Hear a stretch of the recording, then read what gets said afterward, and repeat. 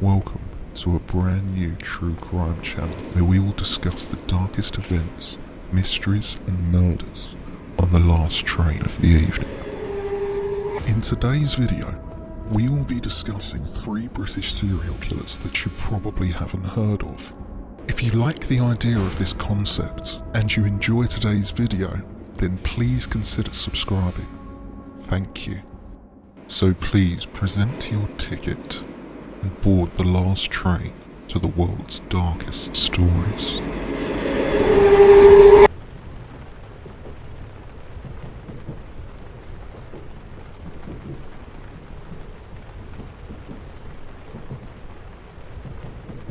Number 1.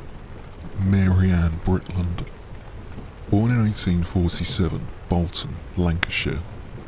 Ann became the first woman to be executed by hanging at Strangeways Prison.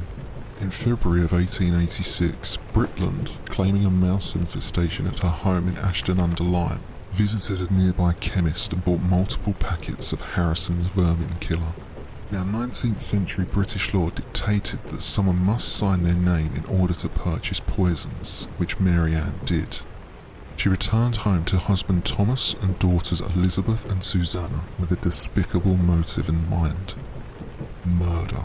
19-year-old Elizabeth was to be the first of Ann's victims. Elizabeth was thought to have suspected that her mother was having an affair with their neighbour, Mr. Thomas Dixon. On Monday the 8th of March 1886, Elizabeth became ill with severe stomach cramps, vomiting and convulsions, and sadly died in agony 2 days later. Elizabeth's death was attributed to natural causes by the attending doctor. No inquest was held. Barely 6 weeks after Elizabeth's death, Ann visited the chemist once again, purchasing some more vermin killer and once again signing the chemist's register. She headed back home and began cooking supper for her family.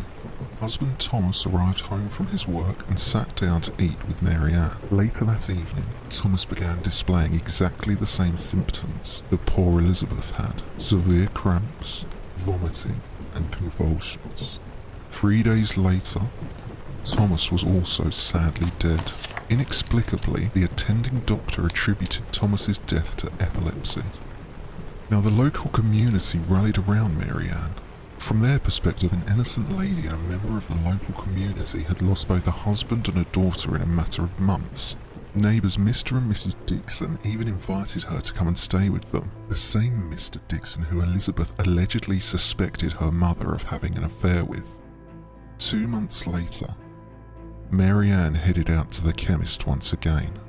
Mrs. Dixon, who opened her home to Ann, even nursed her husband whilst on his deathbed, became Ann's final victim.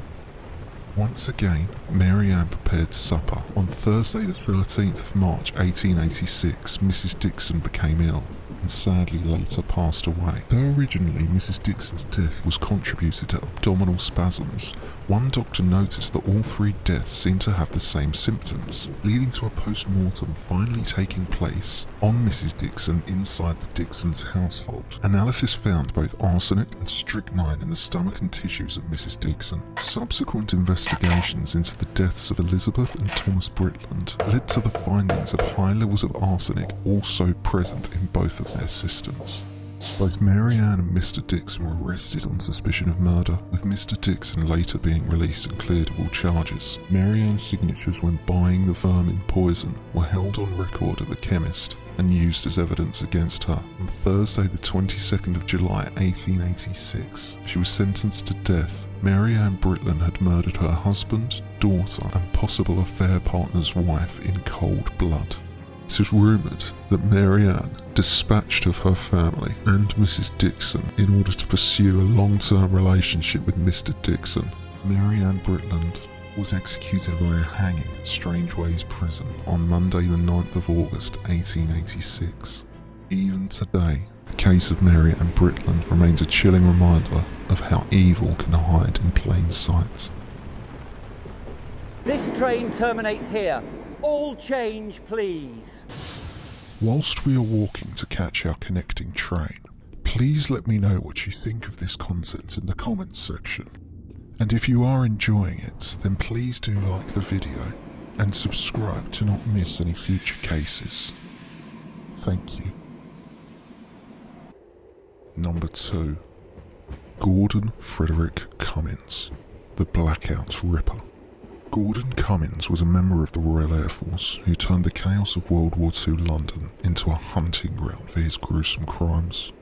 In just 6 days he terrorised the city, exploiting wartime blackouts to commit unspeakable acts. The city was under siege from German air raids plunging the capital into darkness to avoid bombings. Streetlights were off, windows were covered, and fear was everywhere. Born in 1914 in Yorkshire, at 21 he joined the Royal Air Force, and by 1942 was stationed in London's Regent's Park, serving as a lead aircraftman. All reports state that he was an outwardly charming and ambitious man, though inwardly he was hiding an incredibly sinister side. Day 1, February 8th, 1942.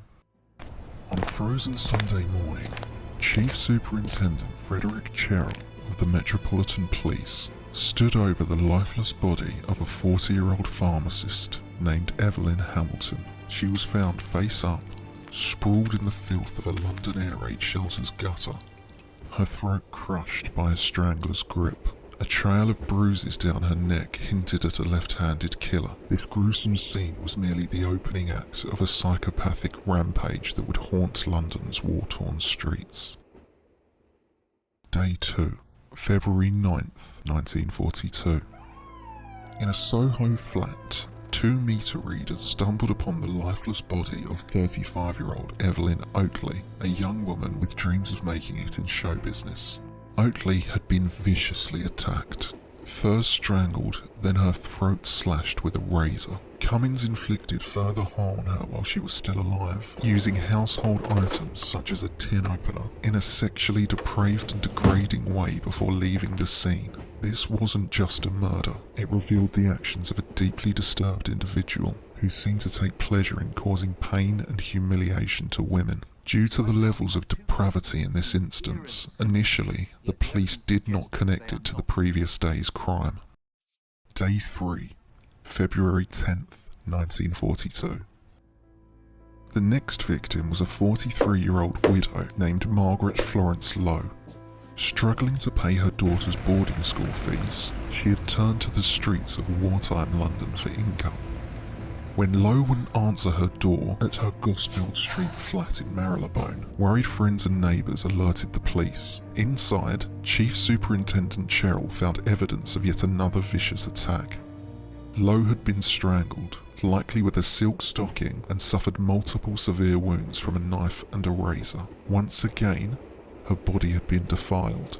Fingerprints on a candle used in the humiliating attack pointed once again to a left-handed killer, though these prints did not match any prints the police had on file. Superintendent Cummins and his team began to suspect all 3 murders had been committed by the same twisted individual. Day 4, February 11th, 1942. Now, the tabloid press was slow to report the rumours of a sadistic serial killer that may have been responsible for the cruel murders of 3 women, but this was to quickly change after Cummins' 4th victim was found in Paddington. 32-year-old Doris Genet was murdered in the ground floor flat in Sussex Gardens. Genet had been strangled with a scarf, and once again another innocent lady of London had been disgustingly defiled by this sick individual. Chief Superintendent Cummins became ever more assured that he was looking for a serial killer. Day 5, February 12th, 1942. The London press got wind of the previous day's murder, as well as the 3 other murders that had happened in the space of a few days. They reported a serial killer on the loose on the war-torn streets of London and dubbed them the Blackout Ripper. The newspapers fueled fear, comparing the killer to Jack the Ripper, preying on women in the pitch-black streets of wartime London.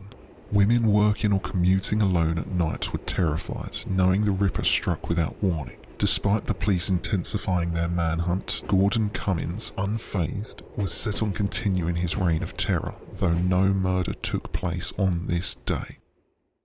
Day 6, February 13th, 1942. In a restaurant in Piccadilly, 32-year-old Mary Hayward caught the eye of the psychopathic Cummins. He offered her £30 for sex. She refused the money, but inexplicably followed him into the night. Away from the bustling crowds, Cummins' mask slipped. He shoved Hayward into a darkened doorway, his hands clawing at her skirt. As she fought back, desperation surging, Hayward blacked out. Moments from unspeakable horror, a beam of torchlight cut through the gloom. An 18-year-old night porter shining the torch intervened, causing Cummins to flee, leaving behind a critical clue. This incident did not deter Cummins. On the streets surrounding Paddington Station, he met Catherine Mulcahy, a street-smart prostitute. Cummins offered Mulcahy £5 to be able to join her for the night at her flat. Mulcahy accepted. Once inside her flat, Mulcahy, who hadn't had the chance to take her boots off yet, was attacked by Cummins. He lunged, tightened his hands around her throat, but Mulcahy fought back, delivering a sharp kick to his shins. Stunned, Cummins bizarrely tossed her another £5 and bolted out the door, leaving a second clue in his wake: his belt. 2 women, 2 narrow escapes, and a trail of evidence left by a killer whose disgraceful crimes were beginning to unravel. When Gordon Cummins fled the darkened doorway after his first failed assault of the night on Mary Hayward, he left behind a damning clue: his Royal Air Force service respirator. Inside the respirator, etched a unique serial number that would point back straight to him. The porter, having read tales of the Blackout Ripper in the newspapers, rushed Hayward and the respirator to a nearby police station. Hours later, as Gordon Cummins slunk back to the RAF reception centre in Regent's Park, 2 officers were waiting. Grilled and cornered, he was arrested and charged with common assault on Hayward. The investigation deepened. A search of Cummins' quarters uncovered a comb, an initialed pen, and an initialed cigarette case, mementos stolen from 2 of his victims. On February 17, 1942, the sadistic killer, whose reign of terror gripped London streets, was charged with all 4 murders. It took a jury just 35 minutes to deliver a verdict of guilty. Gordon Cummins was sentenced to death. The Blackout Ripper, who had slain 4 women in the most vicious, obscene and sadistic manner, was finally hung at Wandsworth Prison on the 25th of June 1942.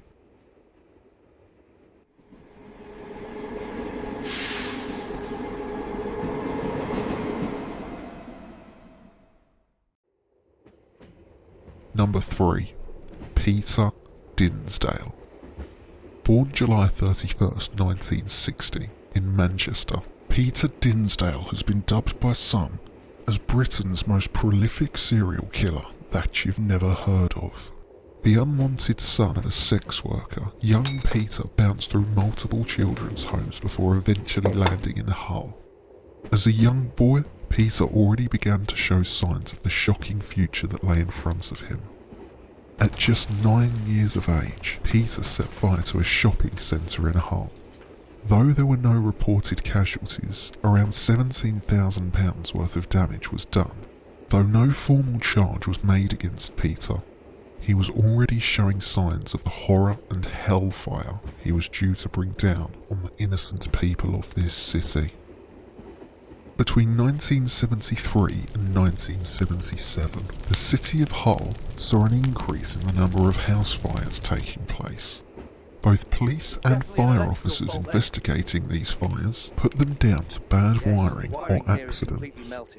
But this is what really took place.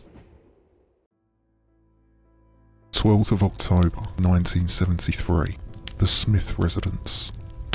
As 72-year-old Arthur Smith peacefully slept in his home, a disturbed teenager approached the letterbox, spraying paraffin, igniting a match, and running off into the night. Arthur Smith did not survive. 27th of October 1973, the Brewer residence. 34-year-old David Brewer heads to bed. A flaming newspaper pushed through the letterbox onto a paraffin-soaked floor. David Brewer did not survive. The next morning, a hauntedly familiar face watches on. November 1974, the Rockahoo residence. 72-year-old Elizabeth Rockahoo falls off to sleep in her bed. The despicable Dinsdale flees after torching the ground floor of her house. Elizabeth Rockahoo did not survive. Peter Dinsdale, having reportedly said, "I am dedicated to fire and I despise people," was proving it with horrifying consequences. In 2 other fires that Dinsdale had lit whilst he was just a teenager, he sadly ended the lives of Andrew Edwards, a 1-year-old, and Katrina Thacker, who was just 6 months old. Dinsdale showed no remorse. The city of Hull was about to witness a catastrophe, but the true story of what happened next remains shrouded in doubt and suspicion to this day. The date was January 5th, 1977. The place, Wensley Lodge, a nursing home meant to be a place of safety and care for the elderly, but that night it became a scene of unimaginable horror. A ferocious fire ripped through the building, a blaze that claimed the lives of 11 frail and vulnerable residents. For years, the fire was a tragic mystery, and arguably still is to this day. We will return to this tragedy in a moment. Over the next 2 years, Peter Dinsdale continued his deadly obsession. He set a fire at the home of a schoolgirl he knew. He torched another family home, this time killing a mother and 3 young sons. And then, in the cold of December 1979, came the fire that would finally bring his spree to an end. This time, it was incontrovertibly premeditated murder. After a bitter dispute with a boy named Charles Hastie, Dinsdale deplorably targeted the Hastie family home on Selby Street. He crept up to the front door in the dead of night. He poured paraffin through the letterbox, struck a match, and sealed their fate. The Selby Street fire triggered a huge police investigation. For 6 long months, detectives worked tirelessly chasing down every lead, interviewing hundreds of witnesses, but the arsonist still remained a ghost. But then, in June of 1980, they brought Dinsdale in for questioning. During a tense interview, the facade finally cracked. He uttered 5 words that would unlock the case. "I didn't mean to kill them." What followed was a confession of almost unimaginable scale. It wasn't just the Selby Street fire.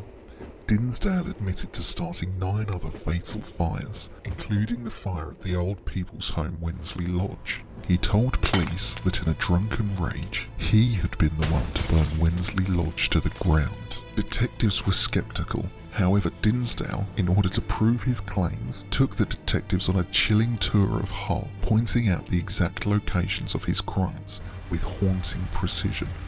He insisted that his obsession was never about murder. It was simply, as he put it, a love for the flames. But the staggering body count told a very different and far more sinister story. In January 1981, Peter Dinsdale stood before the Leeds Crown Court.